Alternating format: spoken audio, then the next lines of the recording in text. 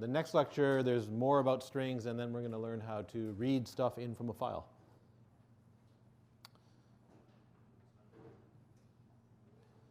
Okay, so if you want to compare two strings, you have to remember strings are just arrays of char, right?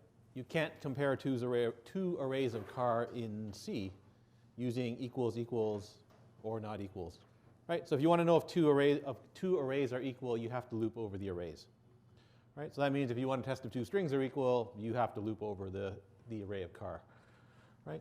So you can either do the loop yourself, or you can just use strcmp, so string compare. This behaves a lot like the compare to method in Java. So if you compare two strings s and t, and you get 0, then they're equal, right? If you compare two strings and you don't get 0, then they're not equal. I think if you get less than 0, then s comes before t in dictionary order. If you get greater than 0, I'm pretty sure s comes after t in dictionary order. So it behaves pretty much the same as, well, similarly to compare to in Java. Oh, yeah, that's exactly what it does. Compares two null terminated byte strings lexicographically, right? So in dictionary order. All right, so here's a little program that compares two strings. So this one reads them in from the command line. So this is one of the versions of main that that one of the assignments asked you to implement. Right, so in this version of main, arg count, right, that's the number of command line arguments plus 1, right? Number of command line arguments plus 1, because one of the command line arguments is always the name of the program, right? This funny thing here, this pointer argv array, right? So argv is a pointer to an array of char, right? So that lets you have more than one string, right? So you have it's a pointer to an array of char. So argv0 is the first string, which is the name of the program. Argv1 is the second string, second command line as a string. Argv2 is the second command line argument as a string, and so on and so on and so on. Right? So here, notice that I'm testing if the number of command line arguments is not equal to 3, right? So that's actually one. It's actually I want to test, is it not equal to 2? Because what I'm going to do is I'm going to ask for two strings, right? So compare that string and that string on the command line, right? But arg count always includes an extra 1 because there's always the name of the program, right? So if you want to test if there's two command line arguments, you test if arg count's not equal to 3, right? If you want to test if there's no command line arguments, you test if arg count is equal to 1. Right? So you have to keep that in mind. It's a little bit different than how you would do it in Java, I guess. It's also, no, I guess it's similar. No, bash, if you get the command line arguments, you test for the number of command line arguments, you don't add 1. Right? So in C, add 1 to the number of command line arguments that you actually want, and then test for that value. Right? Your first string, so the first command line argument is always, your command line arguments are always strings. Right, so your first string is just argv1, your second string is argv2. Now you can compare them, right? And if you get 0, they're equal. If you get less than 0, then then string 1 comes before string 2, right? Otherwise, string 1 comes after string 2, right? And you can run this little program if you want. So this is .compare, right? So if I run it with no command line arguments, it complains, right? It tells I need two strings. Right, so ABC, XYZ, right? So ABC comes before XYZ, right? Flip the order, XYZ, ABC, right? XYZ comes after ABC, right? Make them equal, ABC, ABC, they're equal, right? And away you go. Don't forget this is bash, so if you want something with a string with a space in it, you have to quote it, right? So ABC comes before ABC, ABC, right?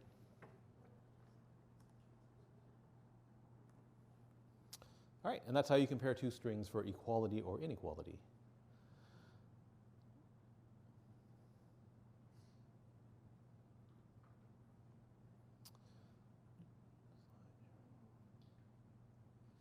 All right, so what about searching strings? So can you search a string for a substring? The answer, or for a character? The answer is yes. Right? So string CHR searches that string for the first occurrence of that character. Right? Notice what it returns, though. Right? It returns a pointer to car. Right? And so that pointer points into this string, right, wherever that character first appears in the string. Okay? So that pointer here that's returned points into that string at the first character equal to ch in the string. Right? If there is no character equal to ch in the string, you get back null. Right? Return, right? The null pointer if the character is not found. Right? Notice instead of car, the type is int. Ooh, right? The type of car, instead of car, the type is int. So the reason this happens is because a lot of the string functions are very old, so they come back, they originate from when the language was first created. Right? And when the language was first created, it was common to use, it was common to encode characters as int instead of car. Right? And so a lot of your string functions will take in int or return int when really you're expecting it to return, take in car or return car. Right? There's really not much to this function. I mean, it's basically index of. It's the equivalent of index of in Java. Right? If you want the last occurrence, it's strr_chr. Right? And now that searches from the end of the string forward. Right? So again, it's the same as last index of in Java. If you actually want to get the index, right? So if you need the index instead of the pointer, then you can just use pointer subtraction. Right? So we got a little program here called index of. Right? Takes in a string and a character to search for. Right? The first argument is a string. Now the second argument is also a string, right? But I want to search for a character. So I only want the first character of that string. Right? So argv2, that's your second command line argument. Right? Then the 0, that's the first character, indicates the first character of the command line, of the second command line argument.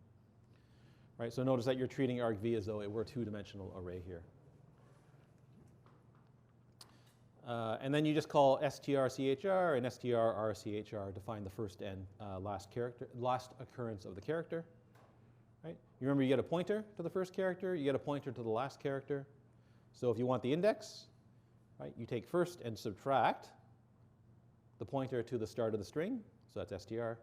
Right? If you want the last index, that's just last minus the pointer to the first character in the string.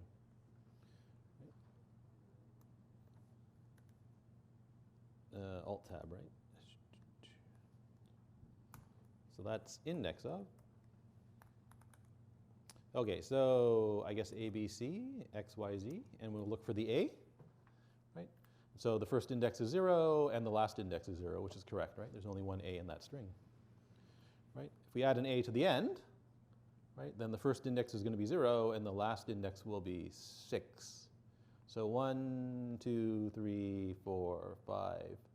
Oh, sorry, 0, 1, 2, 3, 4, 5, and 6, which is correct. Right? So here we're just using pointer subtraction to get the actual index. Right? You don't normally have to do this. So you only have to do this if you actually want the index. But you get a pointer into the array, so you can always use the pointer. If you remember how to use pointers in C, then you can always convert the pointer or use the pointer as though it were an index anyway. Right? That is, instead of manipulating the string using the index, just manipulate it directly using the pointer that you get back. Right? Similar to searching for a character, you can search for a substring. So string searches that string for the first occurrence of that substring. Returns a pointer to the first, to the beginning of the to the beginning of the substring in str, or null if it doesn't find the substring. Right? So it behaves exactly the same way as strchr, except you search for a string instead of a character. Okay, string tok. This is the tokenizing function in Java. So this function here, it's a strange one actually. This one is odd because you call it in two different ways depending on where you are in the process. All right, so this function here looks at this string here, right? And it looks for a character, and you pass in another string here called dlim. Right? So delim is a string, right, where the characters in the string, they are the delimiting characters. So those are the individual characters that the function will use to break str into parts. Right? So if I want to split a string using spaces, right, I have a string and I want to get the parts of the string that are separated by spaces, right? You would pass in a space character here, right? The string that just has one space in it. Right? All right, so you have to read the documentation for this pretty carefully. So this says it finds the next token in a null terminated string where the tokens are separated by any character in delim. It returns a pointer to the next token, or a null pointer if the substring is not found. Okay, so if string is not null, so if you don't pass in null for this, right, then, did I spell that wrong? One of these is spelled wrong. str, oh, and then there's a big copy and paste error. Hang on. Looks like I copy and pasted it all over the place. It's all right. Where's my tokenizer? str, it is strtok, okay. So these are all strtok, that extra k there is an error. All right, so this is funny. So if str is not null, then the function assumes that this is the first time you're going to call the function. Right? So the first time you decide I want to break this thing up into individual pieces, right, you pass in the original string. Right? Now string tok is weird because it remembers where it was or where it left off in the previous call to strtok. Right? So in other words, it remembers where it left off after you called it once. Right? So every time you call it afterwards to process the same string, you pass in null for this. Right? And then it will operate on the same string, but it's going to figure out what the next part of that string is. Right? So that's a bit weird. I'll show you how to use it in a second. Right, so part one, if str is not null, then the function assumes that it's the first time the function is being used to tokenize a string. So what does it do? It searches for the first character that's not a delimiter in the string. Right, so it starts to process your string, looking for the first character in the string that's not one of your delimiter characters. Right, if it finds one, right, so if it finds a character that's not a delimiter, then it searches for the first character that is a delimiter. Right? So now it keeps on going, and it looks for the first character that's equal to one of your delimiter characters. Right? And if it finds one, it replaces the delimiter with the null character, right? Which is odd. So this one actually manipulates the string that you pass in. Right? So in other words, it looks for the string, and then it inserts a null character somewhere in that string. So for example,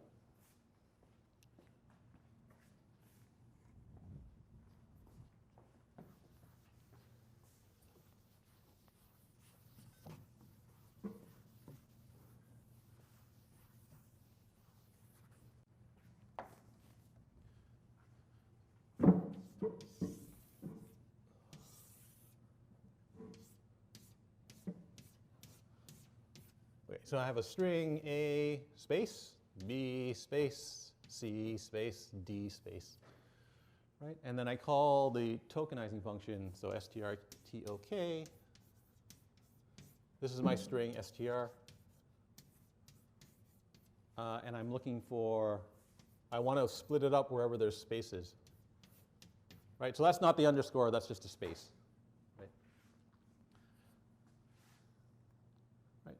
Returns a pointer to the next token, right? So, okay. So what this thing is going to do, right, the first time you call it, it's going to start at the front of your string, and it's going to look at the characters in the string, right? So it says that's an A, right? Is that A equal to the space? Right? The answer is no. Right? So it keeps on going, and now finds the space, right? That's equal to a space. So now it stops, and it inserts the null character there, right? Which is odd. Now, why does it do that? Right? So the reason it does that is because, right, what does it return? It returns a pointer to the next token in the string. So the tokens are the parts of the string, are the parts that you're looking for, right? And so it returns a pointer to the A in this case. right? So that's the return value in this case, right? Now what can you do with that, right? So now if I use, right? So now if I use this pointer as though it were a string, right?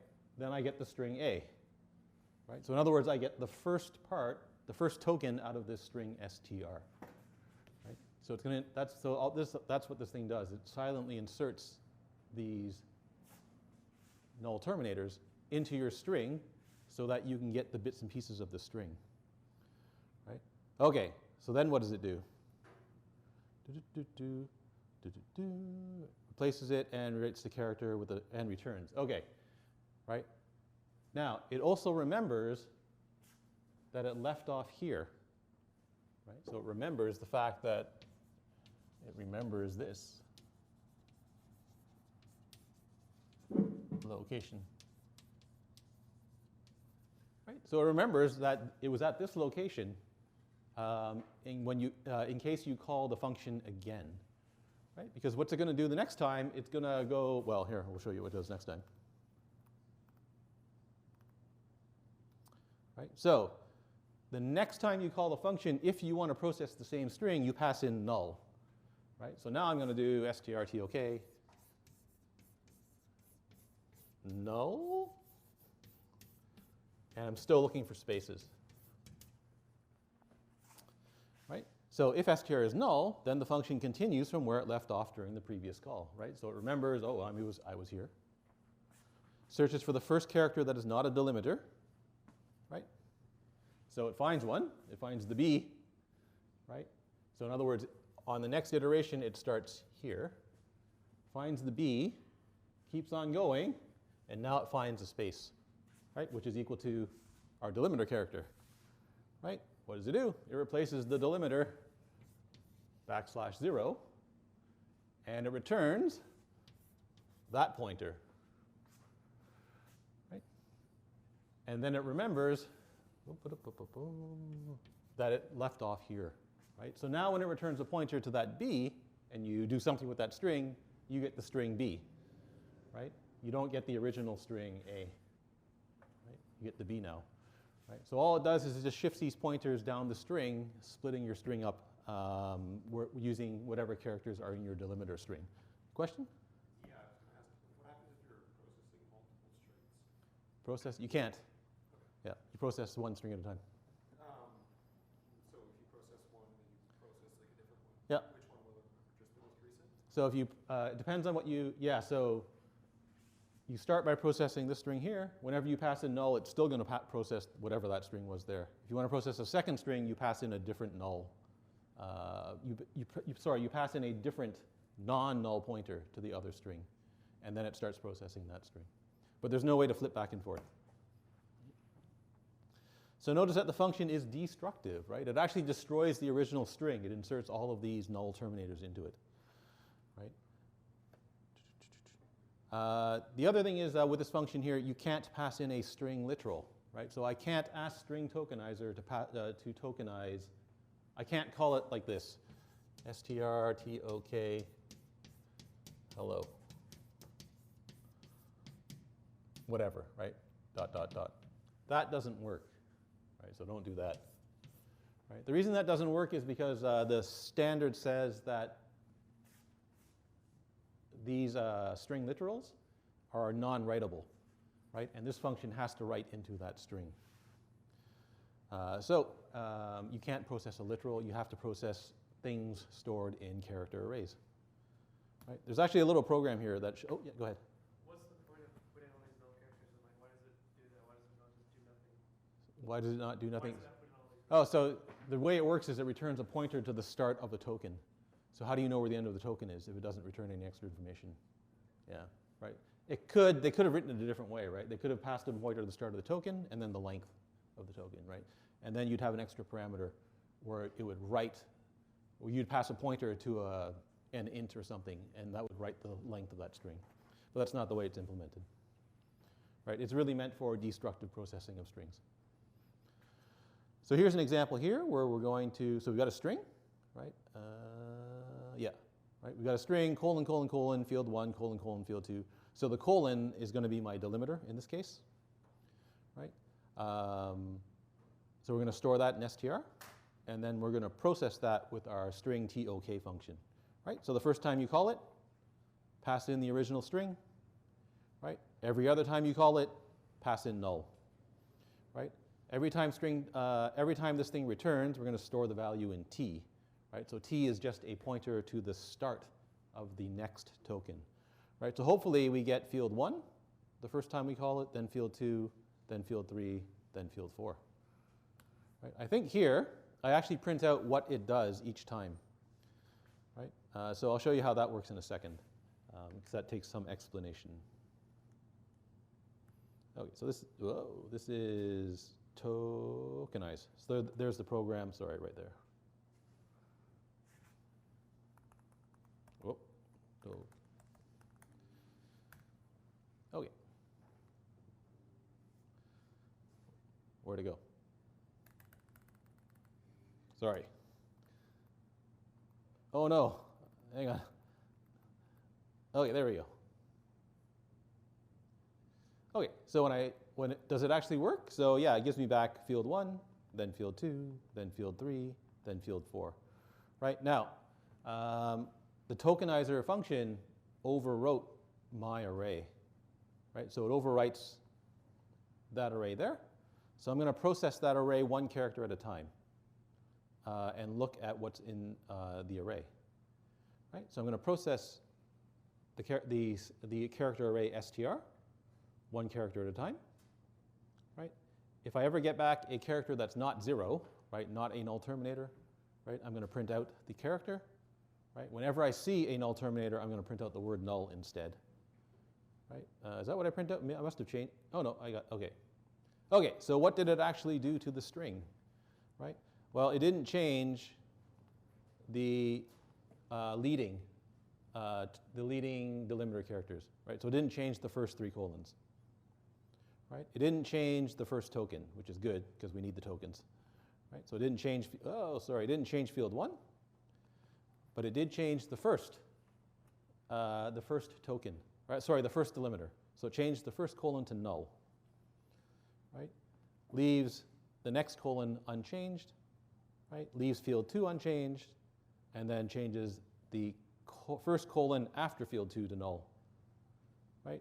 Leaves field 3 unchanged, right? And then writes a null into the first colon after field 3, right? Leaves all the other colons unchanged, and then leaves field 4 unchanged, right? So it doesn't overwrite all of the. If you have multiple delimiter characters side by side, it only replaces the first one. All the other ones are left intact, right? But it's always passing a pointer. It always returns a pointer to the first non-token character, right? So in other words, it returns a pointer to that f the first time you call it, right? It returns a pointer to that f the second time you call it. It returns a pointer to that f the third time you call it, and then it returns a pointer to that f the last time you call it. So if you ever need to split a string that's separated by some delimiter character or characters, then you can consider using this function here.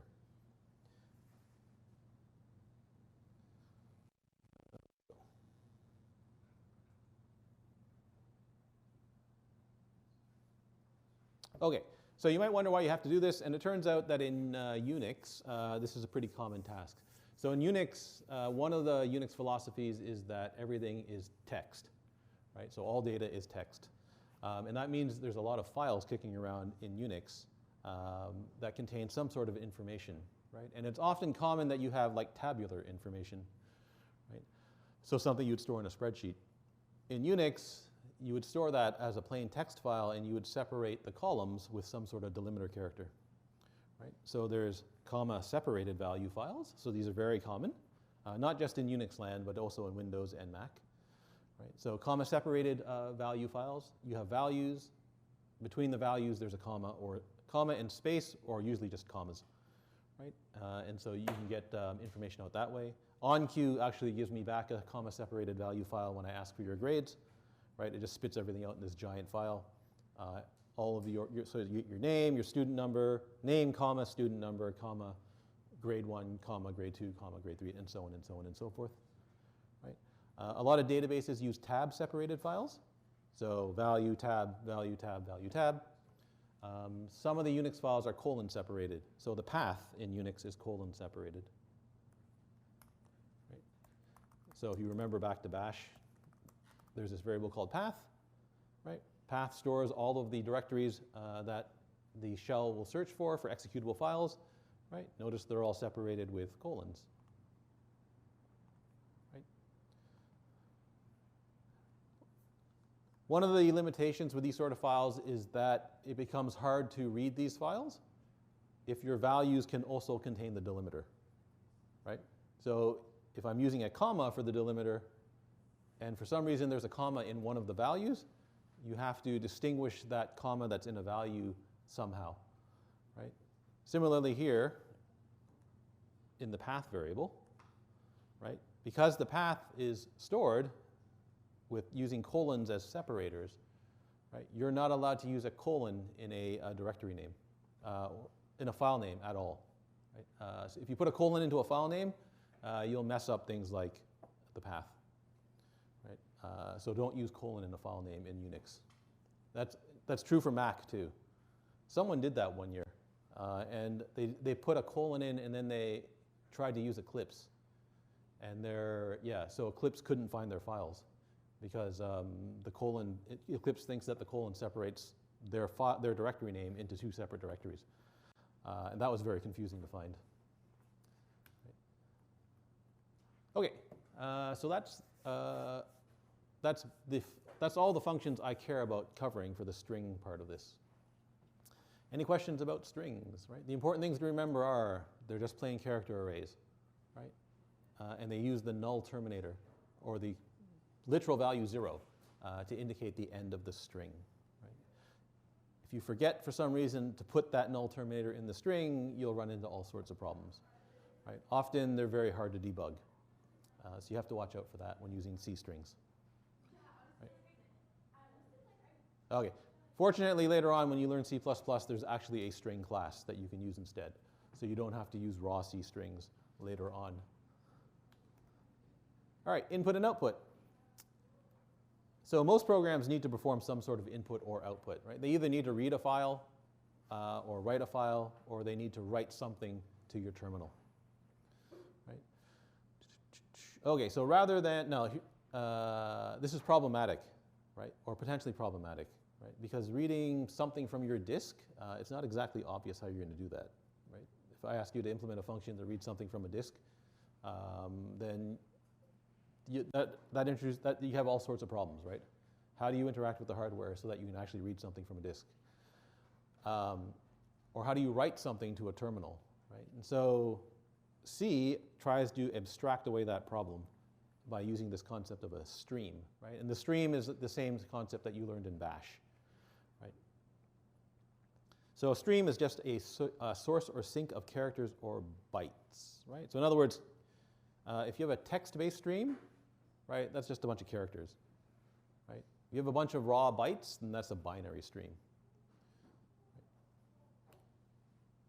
So there's a data structure that represents a stream in C, right?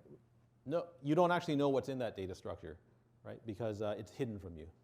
So there's this thing called big F-I-L-E, right? So big, all caps, file, right? And a file object stores all of the information needed to control an I/O stream, right? So an input-output stream. Whatever information is actually needed, that's not available to the programmer, right? So it's hidden behind the implementation. Documentation's there if you need to use it. Okay, so these file objects are allocated and managed internally by the input-output library functions, right? So in other words, I'm going to tell you about this thing called file. You shouldn't make your own files, right? Your own big F filed objects, right? So don't try to create your own file objects. Let the library do it, right? So the way you're going to interact with the library functions is through a pointer to a file, right? So you're going to open a file, right? You're going to ask some function to open a file. It's going to return a pointer to a big F file, right? To write something to a file, you're going to call some function and pass in a pointer to a big F file. Okay, so when your main function runs in a program, you get 3 streams open for you already. Right? So there's 3 big F file objects for you. Right? Standard in, standard out, and standard error. They're the same as standard in, standard out, and standard error that Bash uses. Right? So standard input, standard output, and standard error. Right? So these are immediately available to you as soon as your main function runs. Right? If you include standard io.h, you've got access to these 3 things here. Do I want to talk about buffering? Okay, sure. So when you read or write something, often that operation is said to be buffered. So what does that mean? So that means when you read something, you're asking something to be read from a disk. It doesn't necessarily get read immediately, right? Or it gets read immediately, but whatever value is not returned to you immediately, right? So when you ask for a read or write, that data is often stored in a temporary buffer, right? Basically, a buffer is just an array, right? Until the buffer is full, and then the whole contents of the buffer are transferred to you, right? And so this is done because I/O is typically very slow compared to your CPU, right? So it takes a long time to read something from disk compared to how fast your CPU actually runs, right? So if you read something from a file, and then you just wait to read in the contents of the file, typically what happens is your program stutters a lot, right? Because your CPU waits until the file gets read, or something gets read, and then the thing gets read, and then the CPU starts running again, right? So to avoid all of that stuttering, typically your streams are buffered. Right? Your stream can be in one of three buffered states, right? So either it's unbuffered, right? And so if you have an unbuffered stream, then data is transferred as soon as possible when it appears. Right? So in other words, if I try to write something to an unbuffered stream, then when I write, it really gets written. Right? When you read, it really gets read. Right? So standard error on your Unix system might be unbuffered, right? Because you might want to know immediately. Right? So standard error is this stream where you write error information to. Right? So you probably want to know immediately that something has gone wrong. Right? So that may or may not be unbuffered. It could be fully buffered, so data is transferred only when a buffer is full, right? So you ask to read something, right?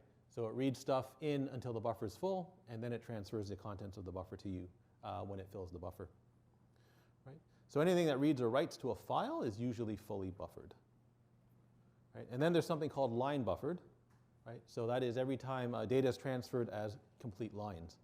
Right? Where, in other words, whenever you see a new line character, that's when the data is transferred. Right? So standard out and standard in, they might be line buffered when they're connected to a terminal. Right? So in other words, if you write a line of text to a terminal, right, then that write happens as soon as it sees a new line. Right? If you just write some characters to a terminal without the new line character, that write might not happen until a new line character is seen or a sufficient amount of time has passed. Oops. All right, so opening a stream. So you have to open a stream for reading or writing before you use it. Right? The standard streams are already opened for you, so you can always read and write. You can always read standard in, and you can always write to standard out and standard error. Right? Okay, so if you want to open up your own file, right, so I want to open up a file and save stuff to the file on disk, then you call fopen. Right? So fopen opens a file. Right? You pass in a file name, and then you pass in a mode. So the mode is read, write, or append. So I'll explain that in a second. Right? And it returns a pointer to a file object that you can use.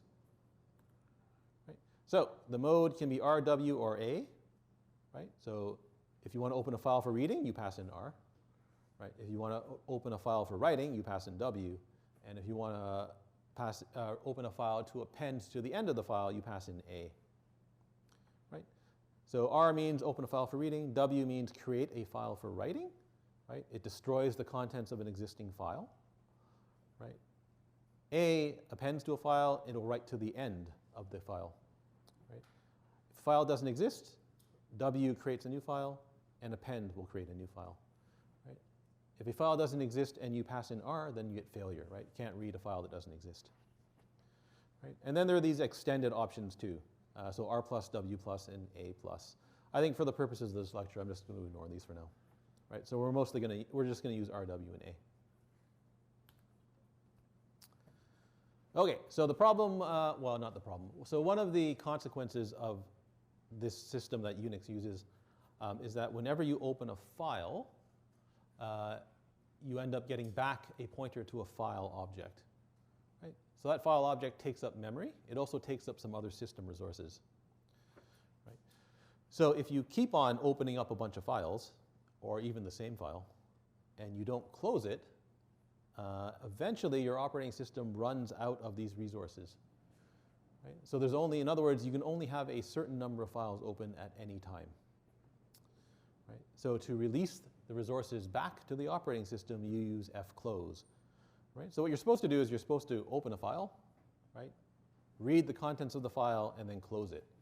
Right? Or open a file, write the contents of the file, and then close it. Right? If you forget to close it, then your operating system never gets back the resources associated with that file. Right? And eventually, if you do this often enough, you'll end up not being able to read or write to any file, which is annoying. Okay, so any unwritten buffered, oh yeah, so when you close a file, right, if it's a buffered file, a buffered stream that you're writing to, then the contents of the buffer get transferred automatically, right, and then the file gets closed. Right? If you're reading from something and you close it, and there's still information left to be read, that information doesn't get transferred to you, right? So that information gets thrown away. Okay, so fclose, funny enough, can fail, right? So you can actually, it is possible to fail closing a file. And if it does, it returns this constant called EOF. Right? The actual value of EOF doesn't matter, right? But it does return a value to indicate that something went wrong. The problem is you can't do anything for the most part if something goes wrong when you close a file. So normally you just ignore the return value from fclose, right? Because there's really nothing you can do to fix this problem anyway. It's an operating system problem. Oh, okay, so as soon as you call fclose, right, so you pass in a file, a pointer to a file object to close a file, you can't use that pointer anymore, right, even if fclose fails. Right? So as soon as you call fclose, that's it, right? You're done with, you can't do anything else with the file unless you open it again. Okay, so once you've opened a file, what can you do with it? Well, I can read a single character from the file if I want. Right? So fgetC reads one character from an input stream. Right? So you pass in a file pointer, and it reads one character from that. Right? So it reads the next character from the input stream and returns the character as an unsigned char converted to an int. Right? Which is weird, but that's the way it works. Right? So it looks like it returns an int. It actually returns a char. Right? Again, this is for historical reasons. Right? The original version of fgetC returned an int, so we're stuck with returning ints. But really, it's reading single characters. Right? If it can't read a character, so for example, it's reached the end of the file, you get back this constant EOF, which you can check. Right? You can check if the return value is equal to EOF. So here's a little program that uses fgetC to read the contents of a file. Right? So I've got this file called temp.txt. I'm going to open it using fopen. Right? So you pass in the file name. I'm going to read it, so I pass in R. Right? I'm going to check, right, is this pointer null? Right? If the pointer is null, then it failed to open up that file. Right? Why might it fail to open the file? Well, it might not be readable to me. Right? It might not exist. I guess your disk, something could have gone wrong with your disk. Right? So there's a bunch of reasons why I/O operations can fail. So it's usually pretty important to check that this thing that comes back is not null. Right? If it's not null, I can keep on going. Right? So fgetC is going to return going to read one character from the file, and I want to store it in C each time. Right? And so I can write the loop as follows, like this, right? Which again is probably a little bit strange to most of you. Right? So C equals fgetC, so that's an assignment, right, in C. Right? fgetC, right, that returns a character, right, and then stores it in C. Right? Now all of that's wrapped in a parentheses, right? And so that's an assignment, right? The value of an assignment in C is equal to the value that was assigned to the variable, right? So in other words, if f get C returns 5, well, returns the character 5, right? Then the value of the assignment is 5, right? If it reads the character A, then the value of the assignment is A, right? If it reads the character EOF, then the value of the assignment is EOF, right? End of file is what EOF stands for, right? So if it hits the end of the file, it's going to return EOF, right? So as long as you do not reach the end of the file, we've successfully read in a character, and now I can print the character to the screen, right? And so that'll read in a file, one character at a time, printing each character to the terminal. Right? So everybody understand what's going on here? Right? It's using the result of the assignment as a condition, right? Which is unusual for Python and Java users. Right? Okay, so this is, what is this? Read file. Right.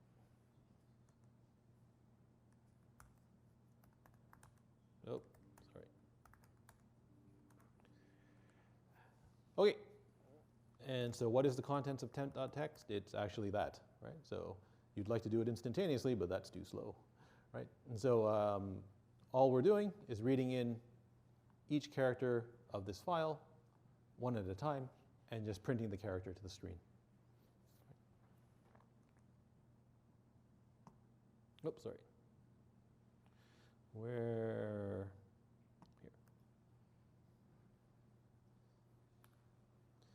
Okay, now a lot of the files that you want to read are line-oriented, right? So you have a line of text containing some information, then you want another line of text containing some information, and then so on and so on and so on, right? So if you have line-oriented data, right, then you can use fgets to read in lines of text, right? So fgets reads that file stream, right? It reads at most that many characters from the stream and stores them into the string or the array pointed at by that string, right? So actually it reads at most count minus 1 characters from the stream, right? And stores them in str, and it writes the null terminator to the string, right? So that's why it's -1, because it also adds the null terminator to the end of your string here. Right? And so this is safe in the sense that it only reads in at most count minus 1 characters. Right? So it won't read in an arbitrary number of characters and try to store them in the string. Right? And then it returns a pointer. It just returns a pointer to str actually. Right? So it returns a pointer to str on success, or it returns a null pointer on failure. Right? So if for some reason it fails to read your file for some reason, you get back the value null. Okay, so here I'm going to open on temp.2, temp2.txt, sorry, right? So we'll use fopen, open the file for reading. Right? Again, check, make sure that the pointer I get back is not null. Right? Now I've got a little string, well, I guess a character array, sorry, called buff to store each line of the file. Right? Store one line of the file, sorry. Right? So fgets returns null, right? When it fails to read, right? So in other words, when you hit the end of the file and you call fgets again, you'll get back null as the result. So the condition here is just whatever fgets returns, right? So while fgets, right, read from this file up to 99 characters into that array, right? 99 because I need the null terminator at the end, right? And I'm just going to echo out the strings of the file, right? So this is basically echo implemented as a C program. Right? And don't forget to close the file at the end there. Right? So this is, I think, read lines. Yes. Oh, did I change it? Sorry, let me see what I can't read lines. Oh, I guess I changed it. It's a little bit different. I have to specify the file to read. Do I have temp? So let's look at temp2.txt. Okay, so we're going to try to read in this big looking file here. Right? So read lines temp2.txt, right? So all it's going to do, this is basically echo, right? So it's going to read in each line.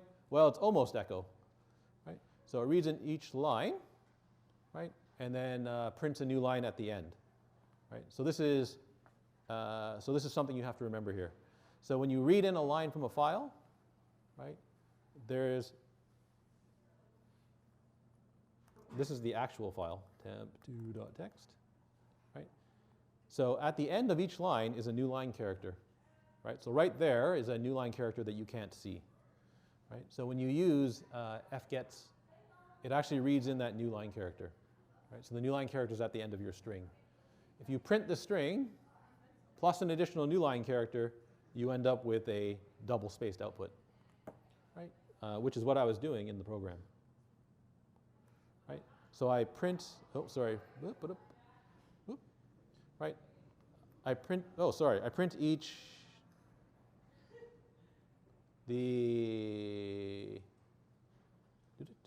my programs are inconsistent, sorry.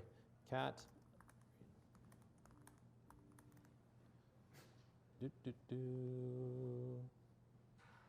maybe I should just recompile it, printf, yeah, there's no extra new line here, so that's what I'm confused about. Sorry, let me just recompile this and see what happens.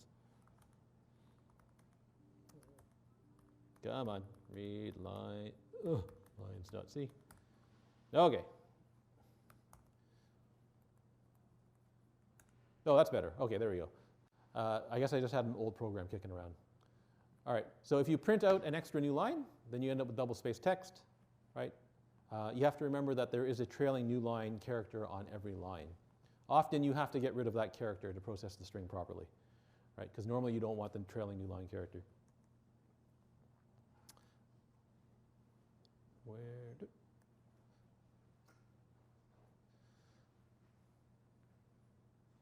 Where's my mouse?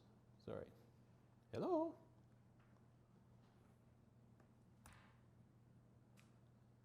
I've lost my mouse. I guess this is a good place to stop because I don't have a mouse. Sorry. All right, so just, oh wait, it's back. Okay, it's back. Hang on just a second here. Okay, that's the end of the slide anyway. Okay, that's good. Perfect. All right.